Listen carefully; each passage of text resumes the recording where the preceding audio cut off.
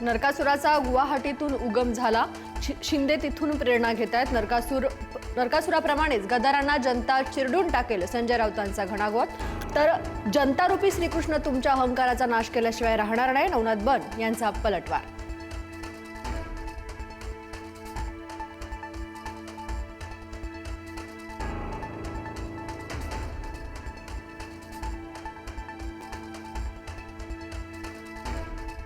आता तुम्हाला हिंदू मतदार यादी तपासायची आहे. मग तुम्ही मालेगाव, भिवंडी, मालवणी, बहरमपाड्यामध्ये कधी जाणार? एका घरात 40 बांगलादेशी भरलेले तिथे जाऊन कधी विचारणार?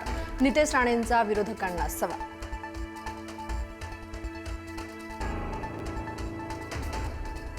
मोदींकडून INS विक्रांतवर दिवाळी साजरी. ऑपरेशन सिंदूरवेळी तिन्ही दलांनी पाकिस्तानला गुडघ्यावर आणलं. मोदींकडून सैन्याचं कौतुक.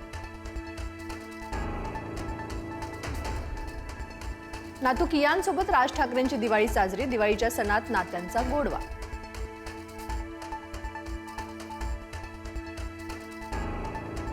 ऑलिम्पिक संघटनेच्या निवडणुकीत महायुतीतच कुस्ती. अजित पवार आणि मुरलीधर मोहोळ यांच्यात थेट लढत होणार. दोघांनीही अध्यक्षपदासाठी उमेदवारी कायम ठेवली. येत्या 2 नोव्हेंबरला निवडणूक.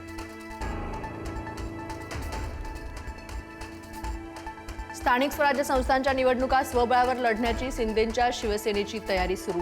मुंबई व्यतिरिक्त इतर ठिकाणी महायुती होण्याबाबत प्रश्नचिन्ह.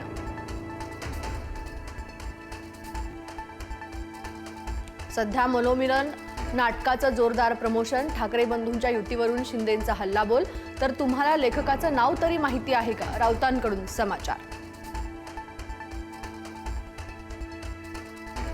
शेतकऱ्यांसाठी देहूत रोहित पवारांचं उपोषण. देहूतील मुख्य मंदिरासमोर उपोषण सुरू. शेतकऱ्यांना सरसकट कर्जमाफी देण्याची मागणी.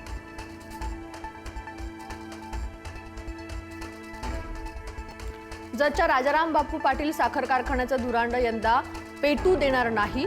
आमदार गोपीचंद पडळकरांचं जयंत पाटलांना आव्हान. कारखाना सभासदांच्या मालकीचा झाला पाहिजे, पडळकर आक्रमक. आत्महत्या करण्यापेक्षा एखाद्या आमदाराला कापून टाका. राज्यव्यापी शेतकरी हक्क परिषदेत बच्चू कडूंचा संताप.